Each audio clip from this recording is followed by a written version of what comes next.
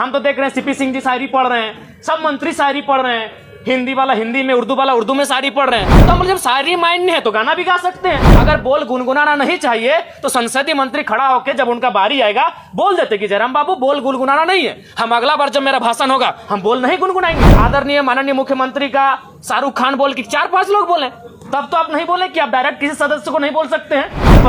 पहली बार चुन के आए हैं कि हमको मालूम है कि गुनगुनाना नहीं चाहिए, हम किससे सीखेंगे। हम तो देख रहे हैं सीपी सिंह जी शायरी पढ़ रहे हैं, सब मंत्री शायरी पढ़ रहे हैं, हिंदी वाला हिंदी में, उर्दू वाला उर्दू में शायरी पढ़ रहे हैं। तो हम जब शायरी माइंड है तो गाना भी गा सकते हैं। हम नया मेंबर हैं, सीधी बात है। तो वही हमने कहा कि अध्यक्ष महोदय अगर बोल गुनगुनाना नहीं चाहिए तो संसदीय मंत्री खड़ा होकर जब उनका बारी आएगा बोल देते कि जयराम बाबू बोल गुनगुनाना नहीं है, हम अगला बार जब मेरा भाषण होगा हम बोल नहीं गुनगुनाएंगे।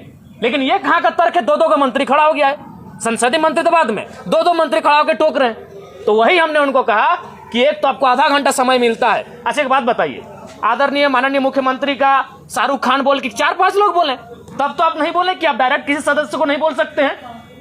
भैया भाभी जब आधा घंटा, कल्पना भाभी, हेमंत सोरेन जब मंत्री लोग बोलने लगता है तब तो कोई नहीं बोलता है कि आप किसी व्यक्तिगत पे बात क्यों कर रहे हैं। हमने बस यही कहा था कि पर्यटन मंत्री हमारे पड़ोसी हैं, पराशर की ओर से वो भी आते हैं, उनके लिए गीत सुनाएंगे तो ठीक है, डायरेक्ट नहीं बोलना चाहिए।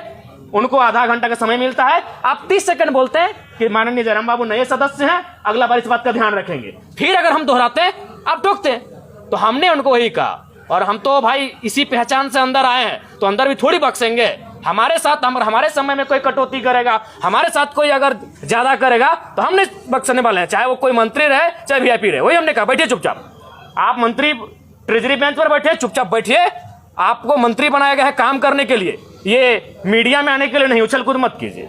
हाँ उनका हम सम्मान करते हैं, मंत्री है, माननीय है, लेकिन उनका ये व्यवहार उचित नहीं है। आज ये ज्ञान दे रहे हैं, उस दिन आपका ज्ञान कहाँ था जब आपने इरफान अंसारी जवाब दे ही रहे थे आपने टोक दिया।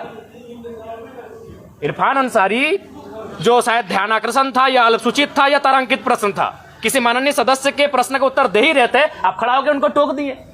उनको सवाल का उत्तर देने देते हैं, उसके बाद आप कहते हैं कि ऑब्जेक्टिव टू ऑब्जेक्टिव होना चाहिए, एक्सप्लेनेशन नहीं।